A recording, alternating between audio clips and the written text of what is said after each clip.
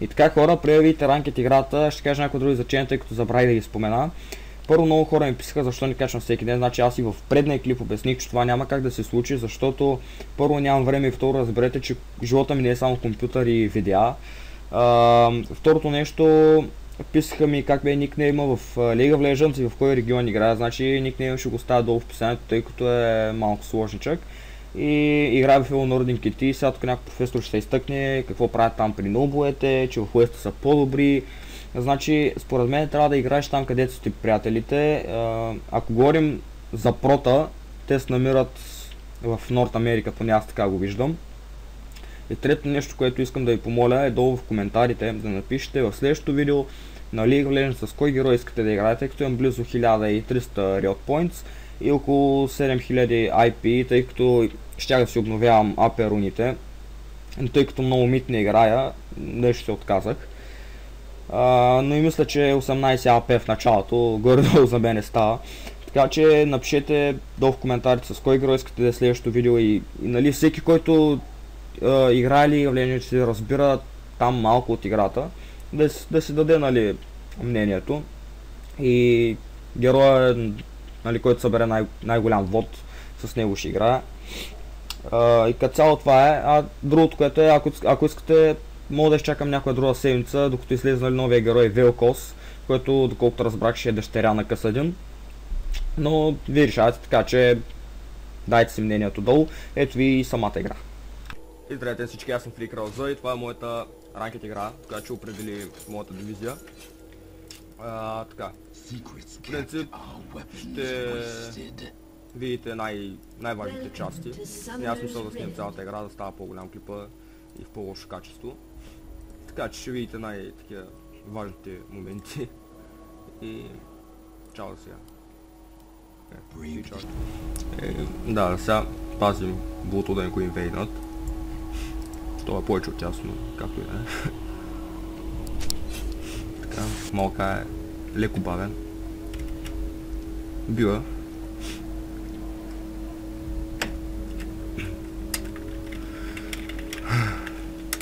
Така, ето го и булто. Тук минята нека са си на бата. Има смай, така че имам пълното право да му го оставим. И на този сме срещу Малфайт.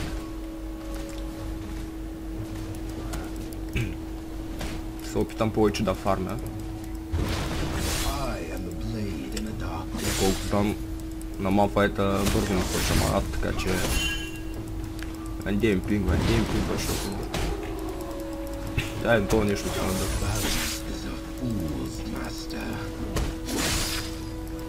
Така.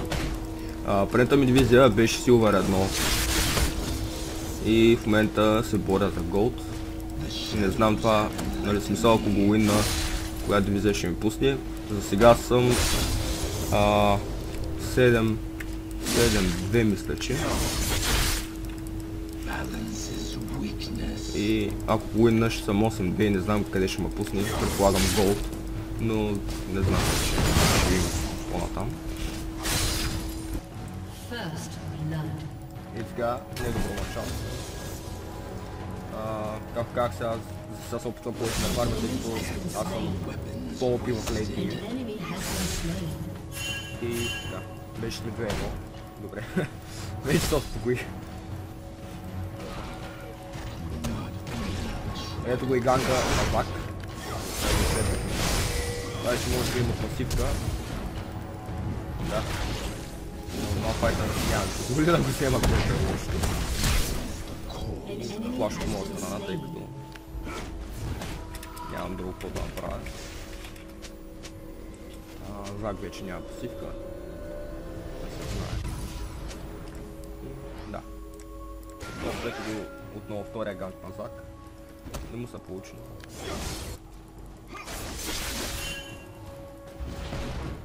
Не блам.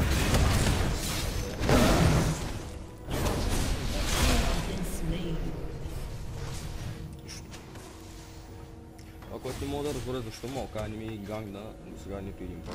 Става и той шутка.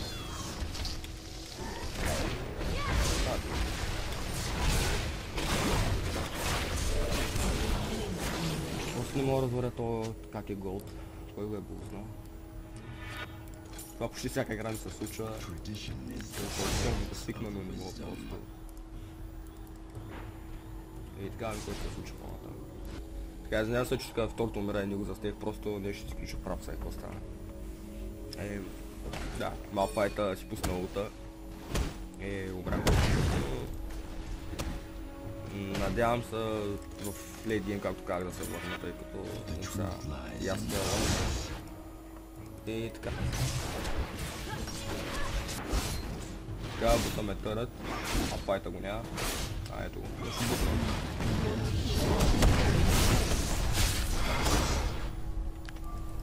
Той е по-финат от мен, нормално засядане взима. Но аз съм с най-много фарм от всички, както виждате. И имам някой друг голд отгоре. Така че ще ми трябва още малко фарм, взема някой друг айтъм и се връщам. Да. Сега мога кажа, най-сетне дойде. 15-16 бива. Така че Лебланк идва насам. Ето е.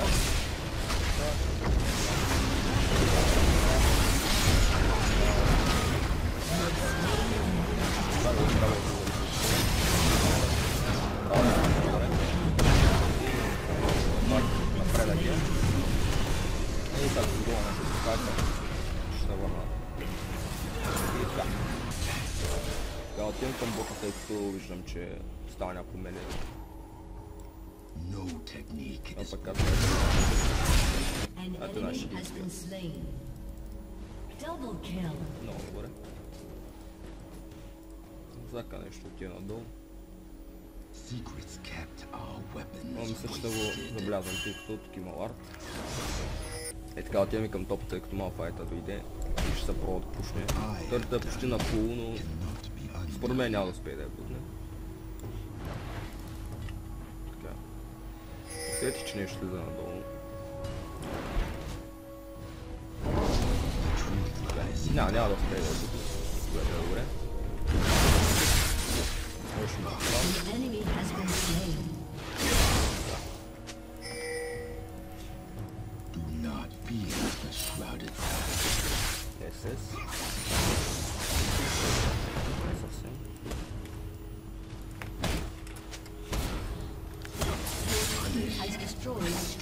Ето, че ми да бутнаха даже втора кула, което е чудесно.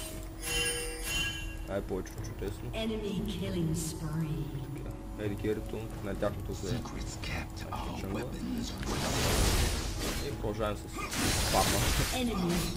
Цяло според мен е и 0-10 да си, ако имаш фарм, съвсем спокойно може да се върнеш в лейт гейм. Тъй като приемаме ранкет, аз бях еди кери и имах саппорт Хинзал, тъй като той искаше да е саппорт и трол пикна. И понеже беше дул с аккаунт с някакъв, накара и това не беше вратен джангъл, просто нямаше как да уинна. И играта беше пълен. Лебланка. Това не го предвидих. Така, Малфайта отново се върна толкова. Сега шансите да пушнат са малко по-големи. Но пак ме съмняват, тъй като... той малка да виде.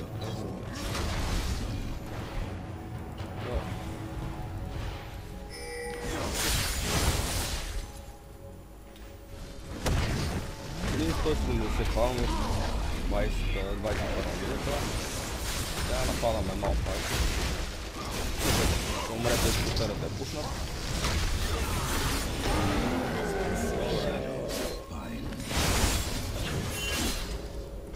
Грейси насама, ето и Лебланк. Като знаете, Лебланк при беше доста повече опи, но нъртнаха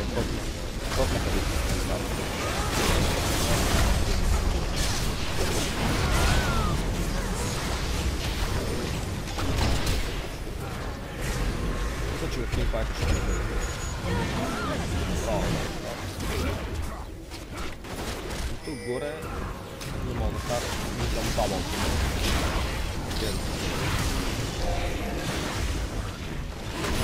Добре. Малфайт се телепортира. Как става? Телепортира.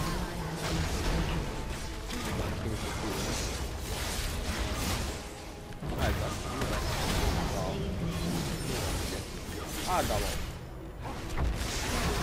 айде, типа. Фак. Да, тук става някакъв друг файт.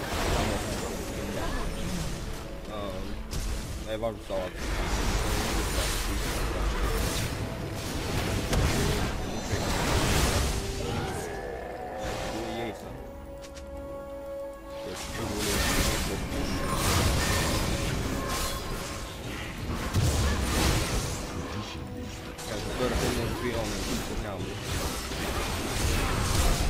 Лебланк се убили доста преди миналите и да, не налагам Лебланк. Все пак едно фокуса. Пише от сървърите.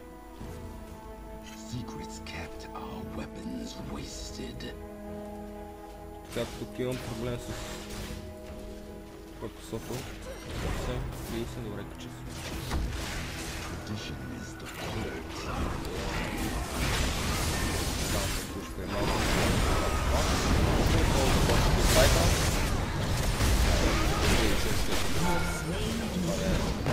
Цялата цел и сега пак ще бил, това да няма. Пак, добре, знаете имам, не ще умра. Добре. Стана жив, което е плюс. И сега с някой друг минеш.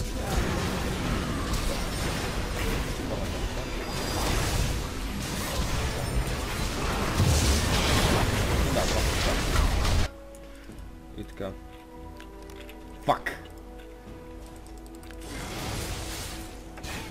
Налагаме ли бланк? Но да, в раз съм бъгна много проблем.